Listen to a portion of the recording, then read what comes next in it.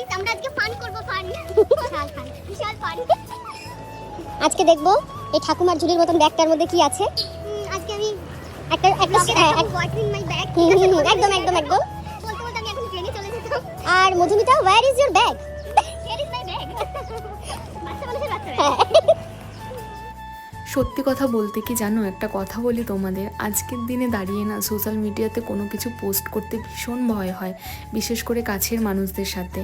কারণ অতীতে এরকম আমার সাথে অনেক ঘটনা ঘটেছে। আমি ভীষণ একটা সেনসিটিভ মেয়ে, আমি মানুষ হারাতে ভীষণ ভয় পাই। যাদেরকে আমি একটু ভালোবেসে ধরে রাখার চেষ্টা করেছি, অতীতের কথা বলছি, তারাই আমাকে কোনো না কোনোভাবে কষ্ট দিয়ে তারা আমার জীবনে এখন আর নেই। হয়তো ভালোই হয়েছে, ভগবান যা করে ভালোর জন্যই করে, আমি সেটাই এখন মনে করি। আর তার সাথে এটাও মনে করি, জীবন তোমার একটা চলন্ত বাসের মতন, চলার পথে অনেকে বাসে উঠবে আবার নেমেও যাবে, তো আর যারা থাকার তারা তো থেকেই যাবে। আর এমনই কিন্তু স্পেশাল কিছু কাছের মানুষ এখনও আমার জীবনে আছে, যারা আমার খারাপ ভালো সুখ দুঃখে সব কিছুতে আমি তাদেরকে আমার পাশে পাই নিঃস্বার্থভাবে। যদিও বা তাদের সাথে সোশ্যাল মিডিয়াতে সেভাবে কিছু পোস্ট করা হয় না, বাট আমি জানি তারা আগেও ছিল, এখনও আছে, আগামী দিনেও তারা আমার পাশে থাকবে।